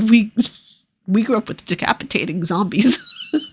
Yeah. I mean, for my parents though, like my parents have remained so my dad used to my mom used to be a cashier at Kmart, and I guess my dad would go there to like pick her up for dates, and there was a Galaga machine there, and part of their date was they would just play Galaga for a while at this arcade machine outside of Kmart, which I think is objectively adorable. But like growing up, my first horror game ever was because of my mom. It was a game called The Colonel's Bequest on DOS in around 1989, 1990. I was 5 or 6 years old, and it was a point-and-click adventure. So that was kind of how I learned to type. It would be like look in closet, that kind of thing. You're typing out commands for the character to perform. But it scared me so bad. Those machines can only do like 256 colors, and they would show like a dead body, and it looked so like cheesy and like tame by today's standards. But for a 6-year-old, I was like, like I would like have nightmares. That's the way I felt when I saw Sweet Home, which was the inspiration for Resident Evil, actually. And I saw that. It is. You can actually. I will send you the link. You can play it for free online. And it's just there, and just hanging out. There's an English translation, right? Because that never came out stateside, did it? No, it didn't. You know why, right? No. Okay, so for some reason they thought it would be too graphic for people in the States. Oh, that's funny. I thought it was gonna be like some legal thing. Well, no, it wasn't even a legal thing. They thought that people would be too scared of it in the States. So in the mid '80s, people were just like, "Oh, this is only available in Japan now." So it was really Right. silly to me. But that was originally a horror movie in the early '80s, I think, in Japan, and then they made it into a video game, and that was what gave rise to what Resident Evil is now. Because Shinji Yeah. Mikami, who was like bright-eyed 20-year-old, Yeah. going in, Yep. and he was like, "Oh, I want to make this into my own game." So he recreated the concept into what Resident Evil 1996 was. So Right. I thought that was Yep. just absolutely amazing to know. Like those are like little gaming tidbits I just love because that's a creation of what we know now. Yeah. For sure. But one of the last topics actually I want to get into is what other kinds of media are you interested in? We know that you love gaming. We know that you are a big gaming head right now, but I want to know, like, are you into TV shows at the moment that you're currently watching, or is there like something besides gaming that you do to like chill your brain from the world and everything? Yes, absolutely. So I mean, like I watch a fair amount of like TV shows and movies when I'm not playing games. But I love One Piece so much. But I want to clarify this: I'm an absolute poser. Okay, I never watched the One Piece anime at all. When the live show came to Netflix, I watched it. I was like, this is so wholesome and adventurous and like exciting. I loved it. And now I've just started season 2, and it was funny because like I showed it to my dad, and my dad really got into it. So now I refuse to watch season 2 without him. So we've only watched the first episode of season 2. But like Monkey D. Luffy, like, dude, like his enthusiasm, his charisma, like it's absolutely infectious, right? And I love the thing about that character. Again, speaking as a total poser, I only know the live action, but the fact that he is so committed to being his own kind of pirate, right? He completely bucks the norms for what's expected of him. He does it on his own terms, and yet everything still kind of seems to work out, even when he doesn't have a perfect plan. Those are just such fun things to play around with, and I'm having a blast with it. So yeah, so definitely watch some stuff. Yeah, I think that's probably the biggest thing that I do outside of gaming, I would say, aside from just like, running around, hanging out with friends. I go to a fair amount of beer tastings here in Columbus, which are super fun. They do beer tastings at this place called Studio 35 here in Columbus. Oh, I've And heard of that. Yeah. oh, it's so funny because like you go there, and I've never seen a more perfect distribution of millennials in my life. Like everyone is it's like there's like no middle ground. Like you don't see a lot of senior citizens, you don't see a lot of like 20 something kids. You see like people in their like mid 30s to mid 40s who are just like, let's drink and watch movies from the 90s, and it's like it's a great time. The Lion King is on. Yeah, like they're like I'm going in 2 weeks. I'm gonna go see The Sandlot. They're doing a Sandlot beer tasting. I've already got my ticket. I'm gonna have a great time. You see, Yeah. I'm gonna live vicariously through you because, like I said, almost 10 years Yep. sober in April, Right. which it's kind of interesting to see, like, look at from the lens of like a 10-year sobriety because I see how heavily like reliant I used to be on alcohol, but now it's gotten to a Right. point of where I'm just like so happy for people that they can find joy in it, but not go overboard with it, if that makes sense. It makes total sense actually, because like I've never been the type of person who like you get off after a long day at work. You're just like, oh, I sure could use a beer. Like that was never really appealing to me. I like to drink if I'm in a place where it makes sense, right? If like my company's like, hey, we're going to a happy hour, or if I have friends who are like, let's go to a beer tasting, I'll go and I'll have enough to have a good time, and then I'm pretty much done. It's not. I laugh. Every now and then it's fun, but it's just not something I seek out on a regular because I don't know. See, you're being responsible with your alcohol. Like me, when I was in college, I was like, let's drink to get our problems away. I mean, yeah, it can do that. It can create new ones, but Yeah, no, absolutely. No, but I think it's really cool. Like, what was it? I know that right now, for me, when it comes to television shows in particular, I am rewatching The Walking Dead currently. I thought about doing that because I fell off of it around the Negan arc. I did. Okay, so I fell off of it around like season 3, and then I just restart because every time I try to start to rewatch it, I'll get busy with something else, and then I'll just like stop what I'm doing and forget to continue watching Right. it. But I'm making a commitment to myself to watch the entire seasons all the way through because I'm in the middle right now again of season 1, and it has such replayability. It has such rewatchability. Rewatch it, yeah. Like that's the thing. Like one day I want to go back and finish it, but I gotta say though, like The Walking Dead was just such a fun time to be alive and watching because the whole world was going crazy for it. It was about 2 years before, or no, or it was like right. It would have been probably like right at the beginning of the first, because I only knew Norman Reedus from like the Boondock Saints, right? Which the first one was great. I only knew him But- from Blade. Yeah, right. Yeah, you know from Blade, sure. And like I went to there was a I can't remember. It was either Walker Stalker Con or it was what was it? Horrorland. There was some horror convention down in Cincy that I went to, and it was so weird because like Norman Reedus was he was certainly famous. Like people knew who he was, but he wasn't. He hadn't hit that level of mega notoriety yet from Walking Dead. And I went there, and he was there, and like I kid you not, he had a booth, like a table set up, and there were only like 8 people standing around, and he just walked out from behind the table, and we were all just like standing in a circle, just chatting it up with Norman Reedus, and he's like the nicest, most down to earth dude ever, like lovely human being, everything you would expect Daryl to be. Yeah, I actually right now as we're talking, I have a giant Death Stranding poster right over my desk right now. Oh, you're gonna hate me. I have to finish Death Stranding 2. I still haven't beaten it yet. It's shameful. Ooh, okay, so yeah, another one you're gonna need the tissues for by the end. But yes, it is very, very I believe good. it because I love the first one so much, and all the people who were just like that looks boring. I'm like it's not boring. It's detailed and brilliant, and I'm a huge Kojima fanboy, I guess. But this is gonna sound so horrible. I mean it. I'm so sorry, people who are listening in advance, but you gotta have a good attention span to play through the first one. Like you need to have beyond like a 6-second TikTok level of attention span to play Death Stranding. And I struggle with that. Like even after I beat that game, and even piecing together like all how we get how we get to that part, and also I won't spoil anything for anybody who might be playing it, but like I had to go back and rewatch some recaps to make sure I could make sense of it because it's not like an A to B story, right? There's a lot of jumping around. It's hardly linear, but I don't know. I think it's interesting, like if you look back at Kojima's career, how initially like he liked the idea of like making movies and working in that field, but then he sort of, as fate would have it, ends up in video games where people are like, well, he's not the most skilled developer, but he can see like the fundamental mechanics of what would make a great game, and he still managed to be successful in this field. And I mean, the dude's a visionary in my book. He made I don't some care of what the anybody best. says. Yeah, I'm a he made fan. some of the best video games of our generation. Like PT Silent Hill will go down in history as one of the most iconic game demos ever made. Just It was because the best of horror game of 2014, and it was a demo. yeah, and So- that's the thing too of where it's like I hope at some point, because I feel like PT was the Death Stranding that he was trying to make in a way. Yeah. Because there was so many points of where like I've seen people play through PT, and at the time of 2014, like it's like what 13 years old now at this point, people still talk about it. Like that is so surprising to me of where like you have a chicken baby in the sink and people are still talking about how that freaked them the fuck out. Like it is iconic to me of how you have so many little horror placements of where people were starting to get tired of horror. People were starting to get really bored of the same old tropes that were being used. And then what does Kojima do? He comes in and he revisions things, mixes things up a little bit. And I got a jump scare of my life when I saw that. And I was like, oh my God, this is horrifying. So you have played through PT before.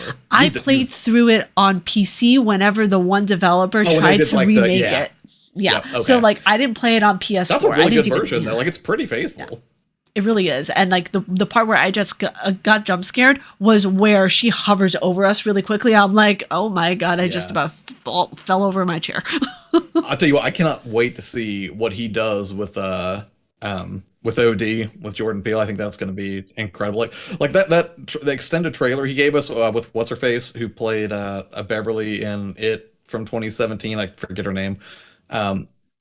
You know what I'm talking about, like that part where there's like the eye on the wall that's freaking out. There were some people speculating that this might be an asymmetrical online multiplayer horror experience where you've got one person controlling it, and those eyes actually represent other players who are watching you in real time, who can't communicate with you, but they just have to watch the horror unfold in this very voyeuristic way. I was like, that's tremendous. That sounds like the kind of thing Kojima would do, and I can't wait to see where it That's goes. also very linked with a lot of Japanese horror culturally, like a lot of myths and legends and all that kind of stuff. So it's not, it wouldn't be far to say that he is also incorporating a lot of Japanese horror within it, like systematically, because like there was one horror game that I recently played called Paranormicide, if you've heard of that one. So wait, Paranormal, say this again? Paranormicide.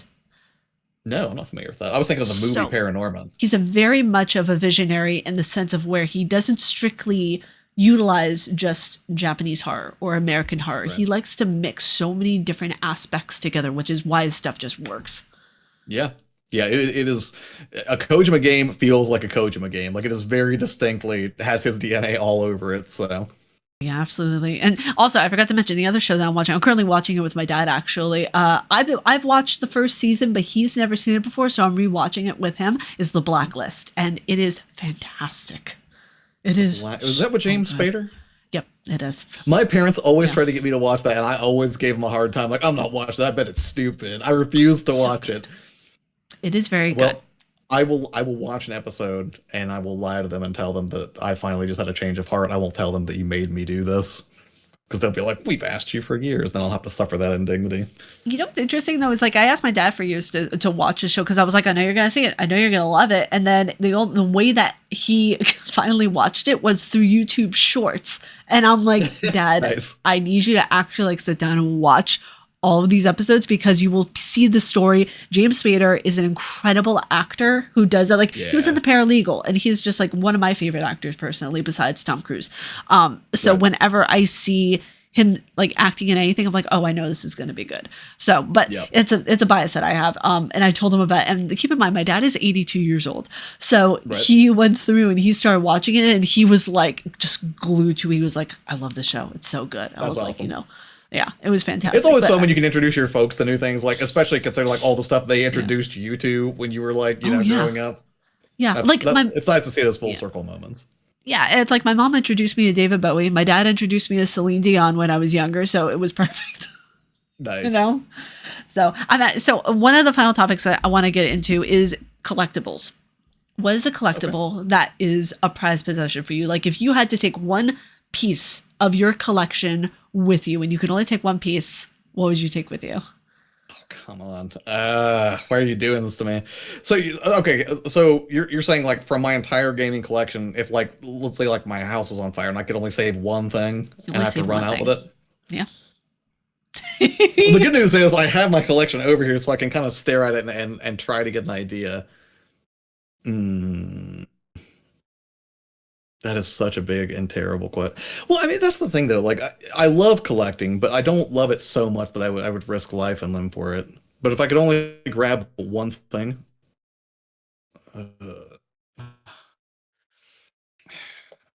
I mean, now I'm gonna bring mine over at the same time. Yeah, let's do that. That's a good idea. It would be a tie. Okay, I grabbed two. I'm cheating. It would either be my original copy of Silent Hill, which would definitely be up there, or another game that was, you know, pretty equally impactful for me, and one that I was able to reacquire complete in box recently would be Ocarina of Time, which that was one of the first times that I really another game where I really started to take game narratives more seriously because I was just like floored by that game when I played it. It's beautiful, and that's the thing too. Of where like so that's the packaging, by the way, of Silent Hill 1 is just chef's kiss. It's amazing. I love it. What I would save is my dad got me my first game I ever played, so I would. Oh, I was about to say, I was like, I bet she's gonna bring out some Resident Evil. Yeah. Yeah, I would save this because this was the first game I ever played, and it was with the iconic don't go anywhere. I almost dropped it. The iconic 2 discs. Where back in the day, if anyone younger than 20 is watching this, you are going to realize very fast that we are old as shit. That we had to play games with 2 discs instead of just 1. Yeah, so. You get back to like Final Fantasy VII. I think had 3 discs. I want to say. Yeah, I think so. Yeah, it's one of those things too, where like I know that easily, like I could repurchase any of these up here. Like those aren't the issue, but this one, this is more sentimental value than anything because it's the first game I ever played. Right. So, but yeah, that's a really good choice. And so, before we go, what are you playing right now currently? What are you diving into? Well, I mean, naturally, I'm hopping around a lot of stuff. So the biggest one is Resident Evil Requiem. When I'm not playing that and I'm playing with friends and family, I'm blessed that I have a lot of friends who are really into arc raiders right now, so I don't have problems finding a group, which is great. As far as what I'm playing personally beyond that, a lot of Wii and Wii U stuff. The Mod Retro Chromatic's been great. I love testing this thing out just because I've got a pretty decent collection of like Game Boy cartridges, and that's been fun. And I like that they're making new games for it, so that's been really interesting. What else? I'm almost done with Metroid Prime 4 Beyond. I'm very close to the end. I've almost wrapped that up. I think I've only got a couple of dungeons left. But yeah, other than that, it's just, I mean, I have shiny object syndrome so bad. It's so easy for me to just get excited for something else. I'm like, oh yeah, I should play Umbrella Chronicles till 2 in the morning. That's a great idea. But That was yeah, I think also there's, like a piece of history that you're getting involved with. So that is perfectly reasonable. yeah, I'm like, this is the game that forced me to buy a Porsche. It's the word. What Resident about Evil, you? What are you rocking? well, because you're gonna. Okay, I have to say, Capcom is gonna get a strongly worded letter from you saying, you know what? Because of you guys, I bought a Porsche. Yeah, yeah. One day. I mean, it'll have to be like an old Porsche, right? I'm not buying a $160,000 Porsche, but Yeah, no, that's the down payment of my college. yeah, ridiculous. So, what are you playing? What are you rocking with? So currently playing some Pokopia, absolutely loving that Oh, game yeah, of so course. much. It is very, very good. Yeah. Also I am, oh God, what things am I hopping around with right now? Also playing Hollow Knight Silk Song on my stream for YouTube. It is Nice. amazing. Very It is fun. so beautiful. Like I have to say, like I absolutely love the developers who made this game because her physics when she is like floating around in the air, it's just oh my God, it's so beautiful. Yeah. Like her movements, everything is just absolutely just gorgeous. And Yep. I'm also in the process right now of trying to get platinum for Bloodborne. I will never do that. There's no way I'm suffering through all the Chalice dungeons for that. No, I I'm not actually going to do didn't need that. to suffer through all the chalice dungeons. I used a false depth. Oh, interesting. Yeah. So, Fighting Cowboy, shout out to him. His walkthrough video, it shows you how to do a false depth. You have to be online to do this. So, Mhm. what you do is you put in the false depth code, and then that'll get you through onto the final chalice dungeon that you need to go to the Thumerian Queen to get Oh, nice. the achievement for her. So, Oh, nice. yeah. Yeah. So, you don't Not so necessarily. daunting. Yeah, so you don't necessarily need to go through all the chalice dungeons. If you do, then I want my money back. But also, I have like maybe 4 achievements left until I've unlocked platinum for that one. Congratulations. Yeah, I'm pretty close. And I did a video that was, so I platinumed Elden Ring. What did I think of it? I plan on doing the same kind of video for Bloodborne, but Elden Ring, I just did a second platinum of it on my PC, so that was so much fun. I admire the dedication. I am not a trophy hunter. It is so much. You know what? That's the thing. I'm not either. But Souls games, Yeah, but this is get me into different. it. Yeah, Yeah, they pretty much get me into it. I I plan can see on. that. Yeah, I mean, even with Well, Lies I was of thinking I P, platinum like, Silent Hill too. Like that was an exception. that was I that haven't Silent yet, Hill. but I'm on my way. Wait, Silent Hill 2 remake or the original? Remake. Remake. Okay. I'm curious. So, what did you think versus the original? What did you think of how Wilbur Team remade Silent Hill 2? Oh, I thought it was well. For the most part, I think it's exceptional. I mean, first off, just to see the world of Silent Hill 2 realized with modern visuals was just it's one of those things where it's like it looks the way it looks in my head when I look back on that, right? Like obviously I play Silent Hill 2 the original periodically, so I know it doesn't really look that way, but it's like you're finally stepping into the fog in just such a tangible way, and it just hits so hard. I love it. That being said, I understand that on some level, if you're making a AAA game, publishers kind of equate like, oh, well, you need X amount of hours for people to feel like they can justify a $70 price point for a game like that.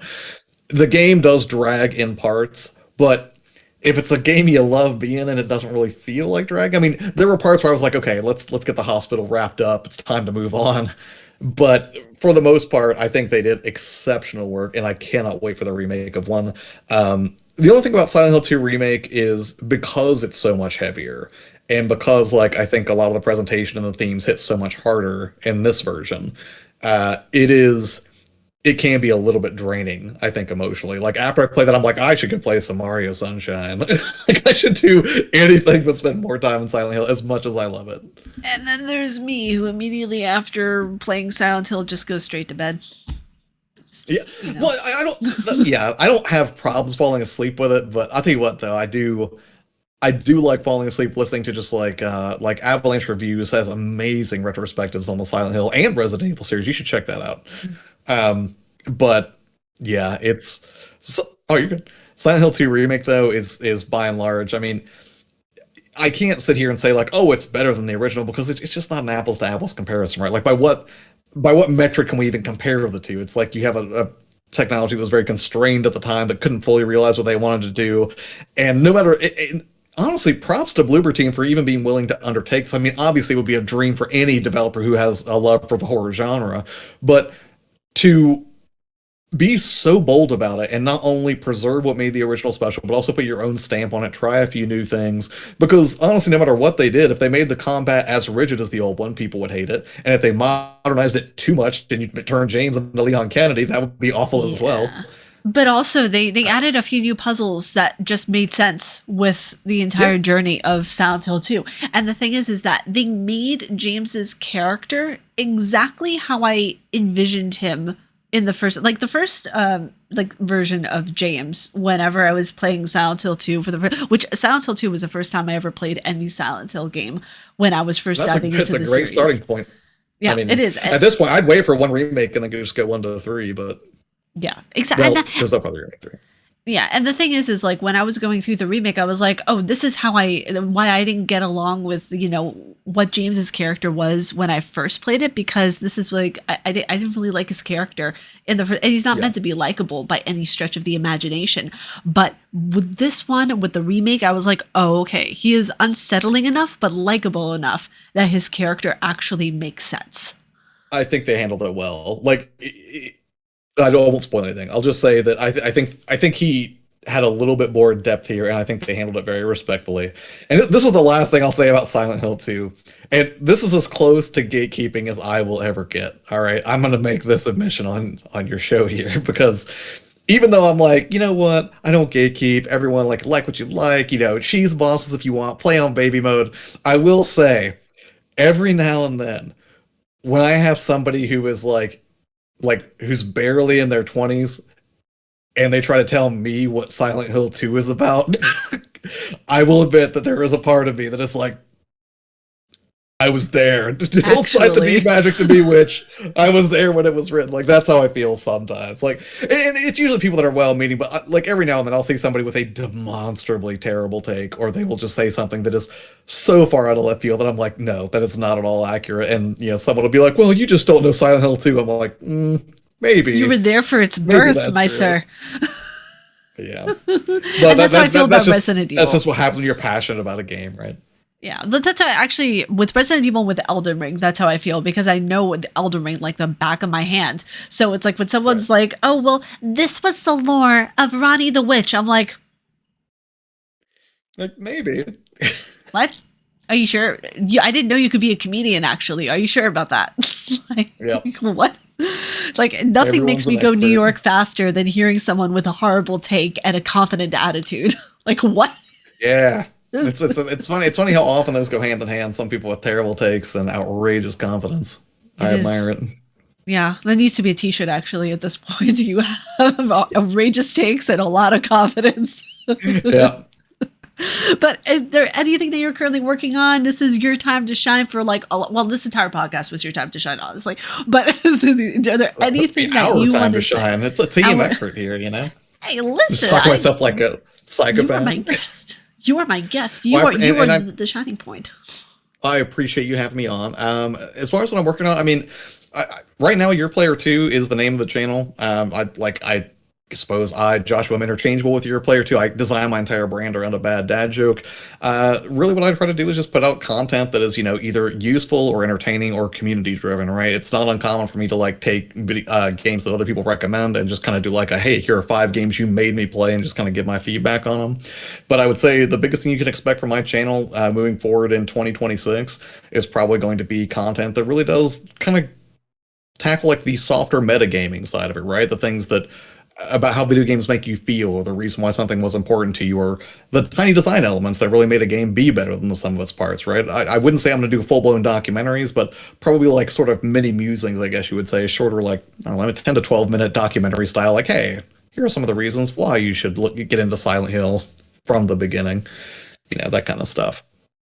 So artsy think pieces mostly, and probably some tutorials and retro stuff too, because yeah, I'm all about retro in the springtime, like I mentioned earlier. So, and also, guys, if you haven't, check out his video on Xbox because it is very, very good.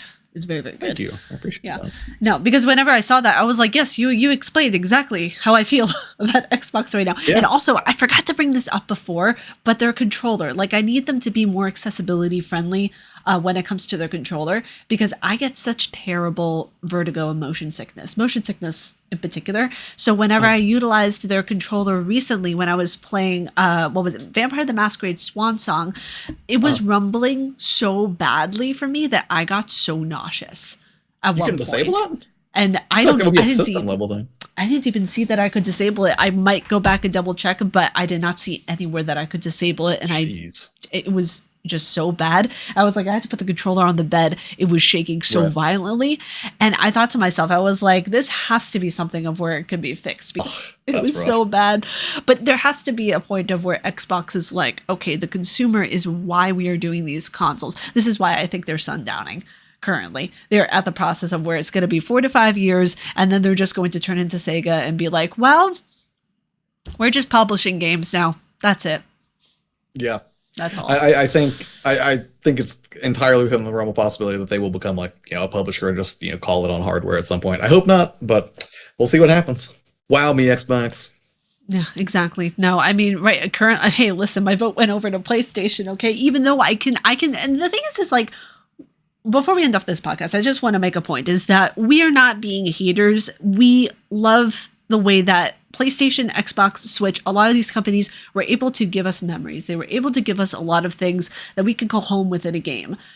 Because we love these games and because we are very much like wowed by the systems that they are on, doesn't mean that they're free of constructive criticism.